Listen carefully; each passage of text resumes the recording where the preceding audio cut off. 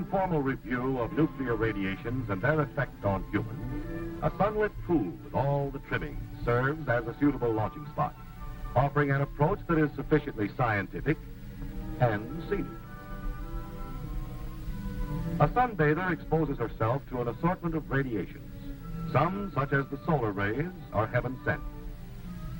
Others are nuclear, the same as those which come from an atomic burst, and they're bombarding her from all sides.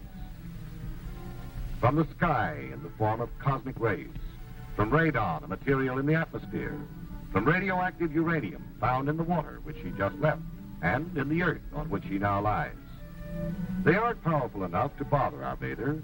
They're less of a hazard than the rays of the sun, which, if carelessly taken, can become too much of a good thing.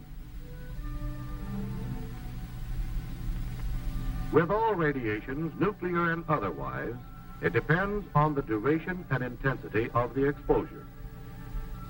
Nuclear radiations have their novel way of causing injury, but it's neither mysterious nor inescapable. Radioactivity, as represented by the ball, causes electrons to be ejected from their atoms. It's an offensive move based on ionization. Ionization disrupts the structure of atoms of which all living matter is composed. An atom is part of a molecule, and molecules are parts of the cell. The cell is the structural and functional unit of all living matter, a tiny machine with a basic job to do. Cells operating with thousands of other cells of various shapes and performing special chores make up tissues and organs. Organs are departments in a complex factory, the human body, which is engaged in the manufacture of an important product, life. An atom then seems unimportant and infinitesimal, a tiny cog on a small wheel in a miniature machine which, if multiplied millions of times, forms the going concern that is you. But if enough of the cogs are broken through ionizing radiation, the gears grind, the machines falter, stop, the factory shuts down. Each of the 4 kinds of missiles discharged by radioactive substances has its own ballistic behavior. To observe them attacking the body, they must be symbolized far out of proportion, magnified millions of times. Gamma rays are the most penetrating, but the least ionizing. Not so penetrating, but more ionizing, are neutrons, which are not rays, but particles. Neutrons and gamma rays are external dangers, able to shoot into the human body easily. Alpha particles cannot penetrate the skin.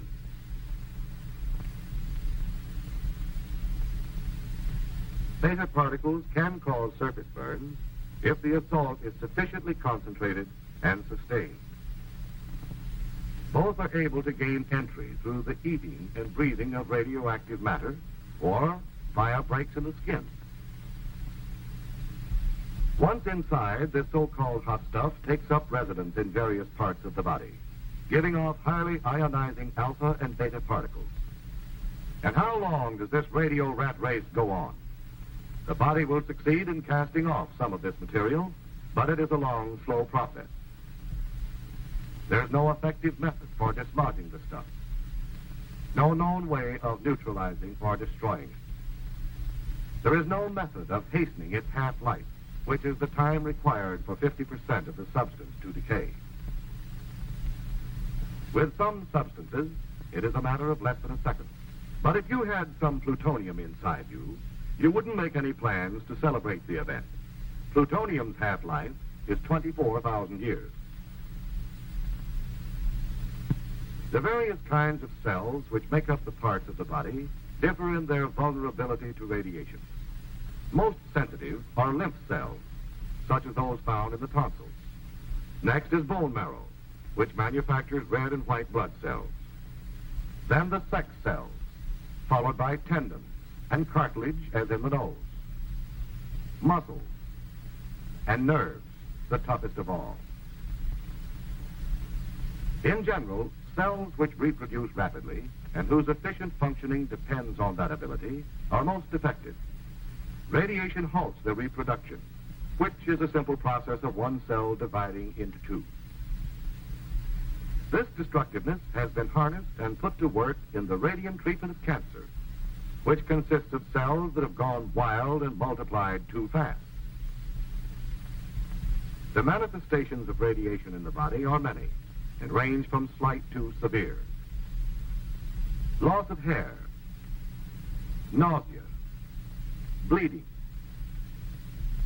inability of the body to resist other ailments and make its own repairs. These are some of them. And they may be climaxed by the ultimate symptom, death itself.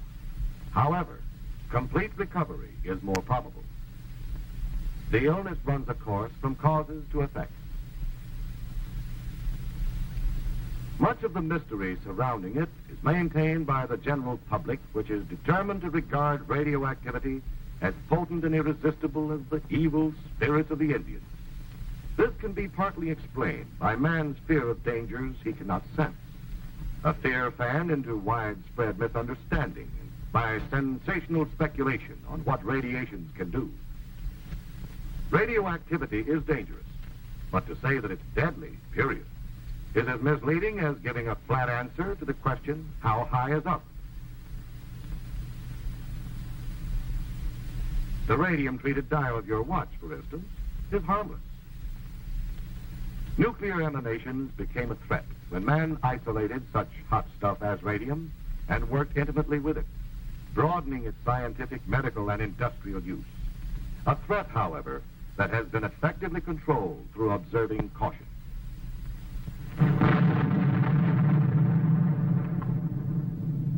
Not even the atomic bomb burst, man's boldest venture in releasing atomic power, is the DDT of humanity from which there is no escape. For it has its known limits, calling for preventive measures as clear-cut as those doctors lay down in telling people how to ward off infectious diseases.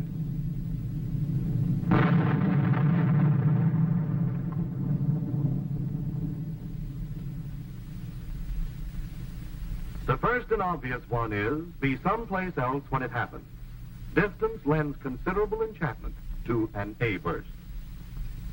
But under some conditions, that's a hard rule to follow.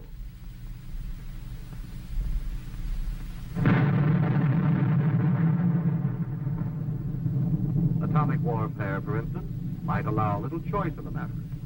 So if you can't stay away from it, you must stay with it, as safely as possible and properly protected. Proper protection is based on what we know about the penetration of gamma rays and neutrons. The ability of a shielding material to stop them is expressed in half thickness, the thickness necessary to reduce the radiation's intensity 1/2. In dealing with gamma rays, the half thickness of a very dense material like steel is 1 inch. That of concrete, less dense, is 3 inches, while 12 inches of wood, which is quite porous, is required. Against neutrons, the density of a material is not so important as its ability to slow down and capture the particles. Concrete, earth, and water furnish good shielding. The best shelters, then, against the gamma and neutron bombardments released by an atomic explosion are strong, reinforced structures.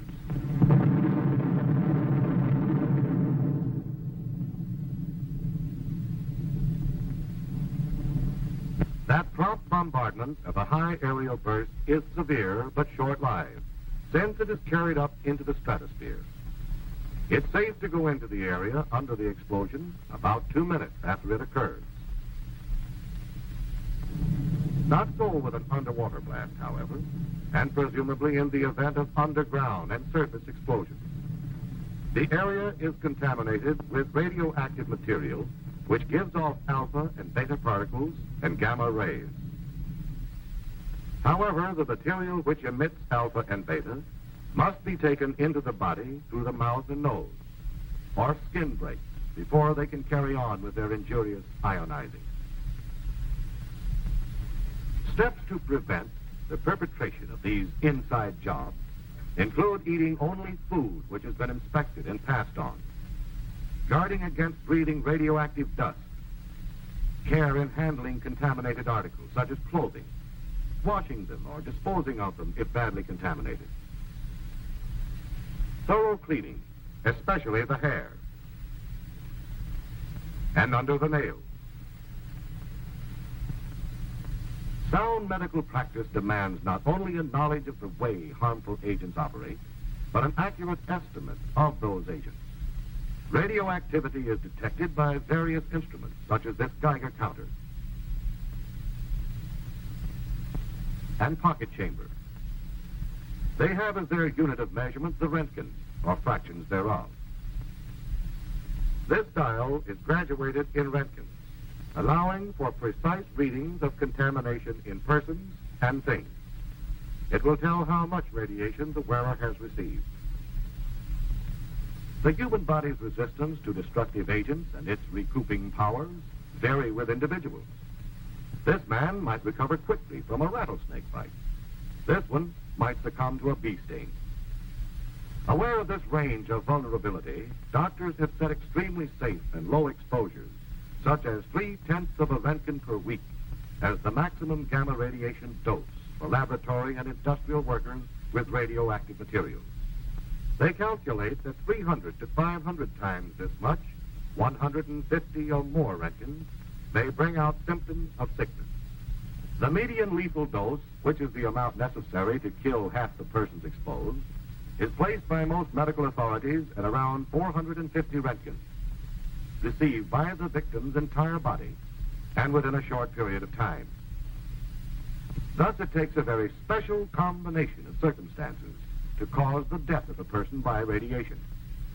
A combination that's a remote possibility in ordinary work with radioactive materials, and not nearly so frequent in atomic warfare as is commonly believed. Let's suppose that despite preparedness and preventive measures, one gets a dose sufficient to cause sickness. What then? Is this the stock answer? The unavoidable sequel? Or this? Most emphatically, it's this. Radiation illness lends itself to treatment. The treatment is symptomatic, which means that doctors relieve the symptoms or effects rather than remove the cause. To clarify, when you take aspirin to get rid of a headache, that's the symptomatic approach. Removal of an injured or infected member of the body is specific treatment. A radiation patient is bolstered in all possible ways. The body, a remarkable self-repairing machine if given half a chance, is assisted in overcoming the effects of ionization. For example, if the patient's supply of red blood cells is down, he is given a transfusion of whole blood. If the count of white blood cells, the policemen, the anti-germ guards of the human system, is so low he can't resist infection, he gets penicillin. Medical researchers are constantly seeking to supplement symptomatic with specific therapy. The atomic bombing of Hiroshima and Nagasaki took the Japanese completely by surprise. Their medical facilities were pretty well knocked out. Nevertheless, an impressive share of radiation patients recovered, and it's estimated that good medical care might have reduced fatalities considerably. The Japanese didn't have that kind of care, yet the deaths attributed to the bomb's radioactivity made up a small part of the total, about 15%. It is reasonably assumed, though, that many who were killed by the bomb's other destructive forces sustained radiation doses that would ultimately have proved fatal. In short, they were burned and beaten into oblivion before they had a chance to die from radiation, which puts the finger squarely upon one of the major fallacies in the public attitude toward atomic weapons. It's the fallacy of devoting 85% of one's worrying capacity to an agent that constitutes only about 15% of an atomic bomb's destroying potential. And that's unsound. Doesn't fit. If you must worry, concentrate on the blast effect of an A-bomb. It's prompt and devastating. It causes a gigantic rearrangement of things, a complete change of scenery, and means sudden death to those who chance to be in the way when it's happening. Don't forget the fires that follow. Consider the flash heat, which changes the complexion of all that it strikes. Bear in mind always that blast and heat are an A-bomb's most powerful weapon, that their lethal range is greater and their effects much quicker than the radiation. Blast and heat are hazards that warrant concern but not panic, because they aren't new or novel. They're the same forces of World War II's conventional bombing, which some of you may have experienced. And you did all right. You're here.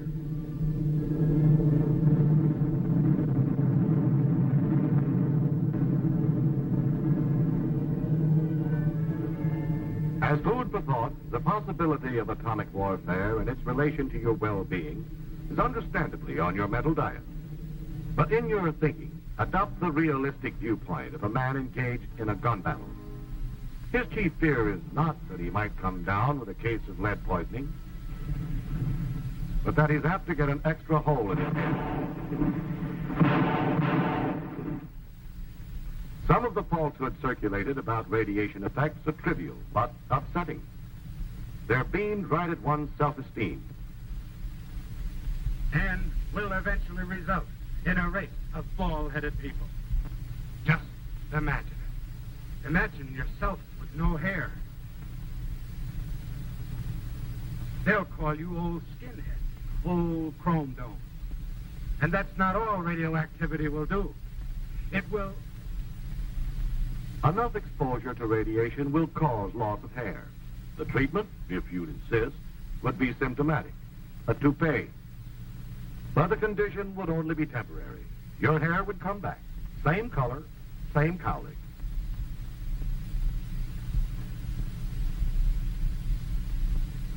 A fear that is grossly built up in popular print is that radiation will cause impotence, which is the mechanical inability of a man to fulfill his sexual role. That fear won't stand examination. Another subject of misgivings is sterility. A sterile man can carry out his sexual obligations physically, but is unable to fertilize, to reproduce his kind. The estimated dose needed to bring about permanent sterility exceeds the lethal dose. So obviously sterility by radiation would be just incidental, a matter a dead man wouldn't worry about. The public has been force-fed grave suspicion that extensive use of atomic energy, as in war, might eventually result in an overabundance of freaks, suitable for sideshow exhibition. We can start picking the freak possibilities apart by looking at a sperm cell, the kind of cell that plays a leading part in reproduction. These chromosomes contain the material through which such physical characteristics as color of hair and eyes are handed down from parent to offspring. Sometimes the chromosomes are broken up. This upsets the heredity controlling material when the cell divides, and the result may be a mutation, a variation from the parent. It occurs naturally and may also be brought about by radiation. But radiations can't produce any new kinds of mutations. They can only increase the natural rate. Is the increase enough to stew about? No. We can't experiment along these lines with humans, but we can observe the effect of radioactivity on mice and fruit flies, which produce new generations so frequently that to study them for a short time is like reviewing a long span of mankind's history. These are the probabilities, and they aren't important enough to lose any sleep over. Besides, a mutation can be a good variation, an improvement over the parent. If you'll be honest with yourself, face the facts, you'll probably realize that your principal worry ought to be that your offspring will look just like you.